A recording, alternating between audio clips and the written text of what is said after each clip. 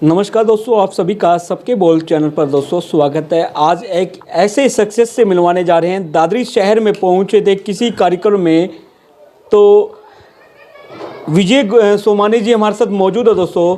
उन सब आपका सबके बोल चैनल पर आपका स्वागत है। क्या कुछ कहेंगे? चरखी दादरी में दौरा करने के लिए पहुंचे जी। दादरी में कुछ हमारे पुराने राष्ट्रीय नवचेतना मंच के साथी रहते हैं, तो आज उनके साथ भी मिलन था। और साथ में नीमड़ी वाली गांव में एक प्राकृतिक चिकित्सा को लेकर एक सेमिनार राष्ट्रीय स्तर का चल रहा है, तो उसमें भी हमारी भूमिका शिरकत करने की थी। आज लोगों को जो हालात हैं, सामाजिक और राजनीतिक हालात, उसका जो विश्लेषण मैंने किया, तो उसमें लोग बड़े नकारात्मक भाव में जी रहे हैं।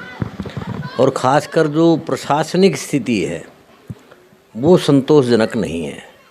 शासन और प्रशासन का जब तक तालमेल नहीं होता है तो उसका क्रियान्वयन आम व्यक्ति तक नहीं पहुंच पाता है। आपको ध्यान होगा, एक बार किस्सा है former prime minister Rajiv Gandhi का। उन्होंने कहा था कि रुपये में 16 पैसे पहुँचते हैं जाकर नीचे। आज वर्तमान में जो सरकार है, इसने बहुत कोशिश की है कि पारदर्शिता से काम हो, लेकिन एक टेलीफोन ऑपरेटर ही पोर्टल को ऑपरेट करता है, उसका मॉनिटरिंग कहाँ होती है? सीएम विंडो है, उसकी मॉनिटरिंग कहाँ होती है? उस मॉनिटरिंग कोई भी काम होता है, नए शुरू होते हैं, अच्छी बात है, समाज हित में होते हैं, अच्छी बात है, लेकिन मॉनिटरिंग जब तक किसी चीज़ की सक्षम हाथों में नहीं होती है तो उसके परिणाम नहीं आ पाते हैं। आज आप चाहे किसान को लीजिए, चाहे व्यापारी को लीजिए, हर क्षेत्र में कहीं ना कहीं आंदोलनरत लोग हैं। ये एक तरह से प्रतिबिंब है। शासन प्रशासन, जैसे एक वाक्य चलता राम राज्य, वो राम राज्य क्या है कि लोग सुख चैन से अच्छे लॉ एंड ऑर्डर में जी सके, उसे ही तो राम राज्य कहा जाता है। और जब लॉ एंड ऑर्डर में यानी कि शासन और प्रशासन में तारतम्यता की कमी हो तो वो एक अच्छा राज नहीं कहलाता है। आज लोग गुटबाजी से, जातिवाद से पहले से त्रस्त हैं।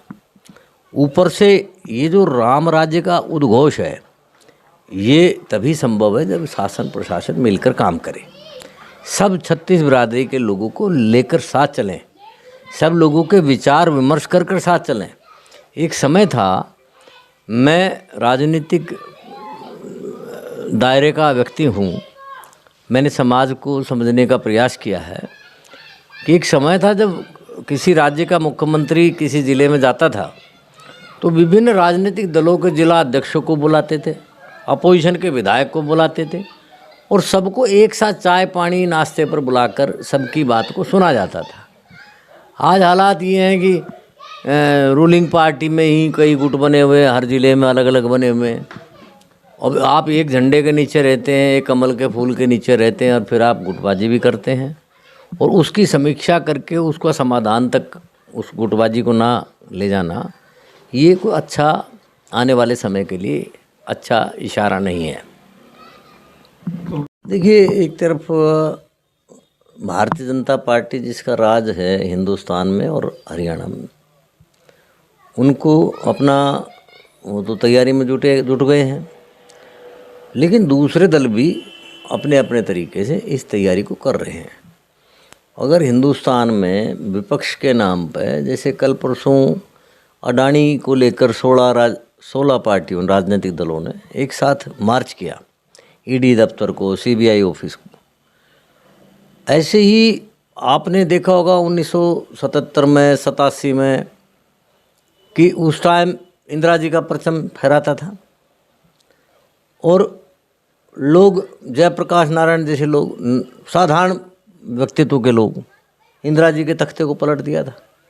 तो देश का आवाम अगर राज से संतुष्ट ना हो, केवल मीडिया के माध्यम से, टेलीविज़न अखबार में ऐड देकर, और आप अपना प्रभाव दबाव बना के रखना चाहे और विपक्ष के लोगों को बोलने का भी ना मौका दिया जाए। जैसे कल पार्लियामेंट में राहुल गांधी कह रहा था मुझे बोलने तो दो, बोलो नहीं भाई पहले माफ़ी मांगो। यानी ये पहली बार मैंने देखा है कि हिंदुस्तान में रूलिंग पार्टी के लोग पार्लियामेंट ना चलने दें, बड़ा आशास्पद स्थिति है। तो लोग जब इन बातों को देखते हैं, समझते हैं, तो नकारात्मकता भी फैलती है। जहां सरकार ने अहम फैसले लिए, अब समान नागरिक आचार संहिता पर सरकार को फैसला लेना चाहिए। जब हम श्रीमान रमेश जोशी जी जो इसी दादरी के हरियाणा के अध्यक्ष होते थे, तो हम उनके साथ युवा मोर्चा में कदम ताल करते थे। और उस वक्त 3 सपने लेकर भारतीय जनता पार्टी चलती थी। एक समान नागरिक आचार संहिता, एक धारा 370, एक राम मंदिर। 2 काम वर्तमान नरेंद्र मोदी सरकार ने कर दिए। ये बहुत एक तरह से इनका जो वादा था खासकर हिंदू आवाम के लिए, वो इन्होंने पूरा किया। अब समान नागरिक आचार संहिता जो कि देश को बांधने का काम करेगी, जैसे जीएसटी लागू किया इन्होंने, पहले किसी चीज़ का 28% कर दिया, फिर 18 कर दिया, फिर 12 कर दिया, यानी इंजेक्शन लगा कर देखना व्यापारी को। एक कम से कम शुरू करते, फिर उससे जो रेवेन्यू आता उसके हिसाब से और उसको इम्प्रूव करते। इसी ढंग से समान नागरिक आचार संहिता एक विषय है इस वक्त। उस विषय पर सरकार को, भारत सरकार को निर्णय लेना चाहिए। लोग इससे बहुत खुश होंगे और लोग जो हैं चाहते हैं कि अमन चैन रहे। सिर्फ हिंदू मुसलमान के मामले में सरकारें अडिग ना रहें, बल्कि सरकारें, राष्ट्रवाद यही है कि जो लोग भी यहाँ रहते हैं सबको समान नज़र से देखने के लिए समान नागरिक आचार संहिता लागू होना बहुत ज़रूरी है। ये मैं राष्ट्रीय नवचेतना मंच के माध्यम से आज यहाँ पर मांग भी रखता हूँ। और दूसरी बात, आप मान लीजिए आज शराब नीति है, अब गुजरात में शराब बंद है, आपके बिहार में शराब बंद है, तो हरियाणा राज्य में भी शराबबंदी होनी चाहिए। क्योंकि हमारा जो युवक है, हमारा जो समाज है, हमारा जो क्रिमिनल रेट है, वो शराब की वजह से, यानी नशा प्रवृत्ति की वजह से ज़्यादातर क्राइम होते हैं। इसलिए मैं राष्ट्रीय नवचेतना मंच की दूसरी मांग आज दादरी में ये भी रखना चाहूँगा कि हरियाणा में नशाबंदी पर काम करना चाहिए सरकार को।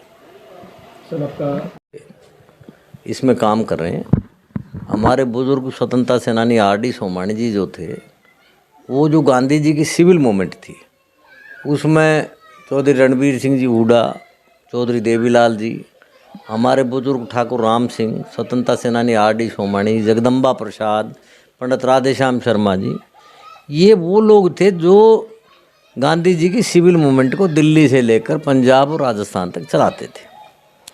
हम वो जो सपना था फ्रीडम फाइटर्स का, हम उनके उत्तराधिकारी होने के नाते से वो सपनों को देश के हित में, समाज के हित में आज भी देखते हैं कि जो समाज और देश के लिए जिन लोगों ने 400 सालों तक मुस्लिम आक्रांताओं को झेला है, आज भारत सरकार जो दिल्ली में जो रोड है मुस्लिम आक्रांताओं को जो इन्होंने हिंदुस्तान पर अटैक किया, हुमायूं, बाबर, शाहजहां, अकबर, उन रोडों को नहीं हटा पा रहे। आपसी द्वेष, आपसी राजनीतिक जलैसी में समय गुजरा चला आता है। आज उनको सबसे पहले बदलना चाहिए, क्योंकि देश के आवाम बोल नहीं सकते। आम आदमी अपनी अभिव्यक्ति करने से डरता है, शासन प्रशासन से एक दूरी रखता है सामान्य नागरिक। लेकिन हम सजग लोग हैं, हम समाज में अपनी बात को समाज हित के लिए, देश हित के लिए रखते रहे। दिनों रात चौगनी आपका चैनल बढ़े और आपका सक्षम टीम जिस ढंग से इसको चला रही है, मैं उसके लिए आपको बधाई देता हूँ, शुभकामनाएं देता हूँ। लगातार दादरी के तमाम मुद्दे, दादरी के पल पल की ये खबरें आपको दिखाते रहेंगे दोस्तों। वक्ताओं के निजी विचार सबके बोल चैनल इसकी पुष्टि नहीं करता है दोस्तों। धन्यवाद आपका।